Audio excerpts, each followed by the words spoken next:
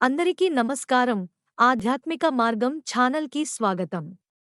వాస్తు శాస్త్రంలో ఇంటి నిర్మాణం గురించి మాత్రమే కాదు, ఇంట్లో పెట్టుకునే వస్తువుల గురించి, వేరే వ్యక్తుల నుంచి తెచ్చుకునే వస్తువుల గురించి పేర్కొంది.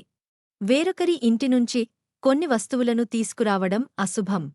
ఇతరుల ఇళ్ల నుంచి ఫర్నిచర్, బూట్లు, గొడుగులు తీసుకురావడం వల్ల నెగటివ్ ఎనర్జీ ప్రవేశిస్తుందని చెబుతారు.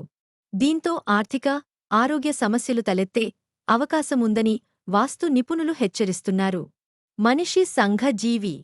సమాజంలో ప్రతి ఒక్కరితో కలిసి మెలసి మెలగాల్సి ఉంటుంది. అంతేకాదు తన దైనందిన జీవితంలో పరిచయస్తులతో అనేక విషయాలను పంచుకోవాల్సి ఉంటుంది. అదే సమయంలో కొన్నిసార్లు కొన్ని రకాల వస్తువులను ఇచ్చి పుచ్చుకోవాల్సి ఉంటుంది. అయితే కొన్ని వస్తువులను ఇతరుల ఇంటినుంచి తీసుకురాకూడదు.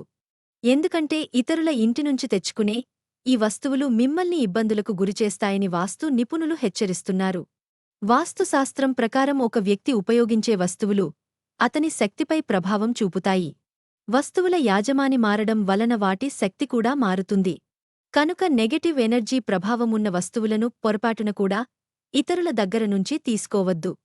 ఫర్నిచర్ తీసుకురావద్దు.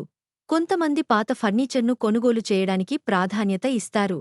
ఇలాంటి ఫర్నిచర్తో పాటు నెగటివ్ ఎనర్జీ కూడా ఇంట్లోకి వచ్చి వాస్తు దోషాలను కలిగిస్తుంది. పాత సామాను ఇంటికి తీసుకురావడం అంటే పేదరికానికి ఆహ్వాహనం పలికినట్లే. సంతోషకరమైన కుటుంబాన్ని నాశనం చేస్తుంది. చెప్పులు. ఎవరి ఇంటికైనా వెళ్ళినప్పుడు ఇంట్లోకి వెళ్లడానికి అక్కడ ఉన్నవారి చెప్పులు ధరిస్తారు. అయితే అలా చేయకూడదని చెబుతున్నారు వాస్తుశాస్త్ర నిపుణులు. శరీరంలోని ప్రతికూల శక్తికి మొదటి స్థానం పాదాలు అని చెబుతున్నారు. కనుక ఇతరుల బూట్లు, చెప్పులు ధరించినప్పుడు ప్రతికూలత మీ శరీరంలోకి ప్రవేశించి మిమ్మల్ని కలవరపెడుతుంది. గొడుగు. వేరొకరి ఇంటినుంచి గొడుగుని తీసుకోవడం కూడా శ్రేయస్కరం కాదు. ఇలా చేయడం వల్ల గ్రహాల స్థితి క్షీణిస్తుంది.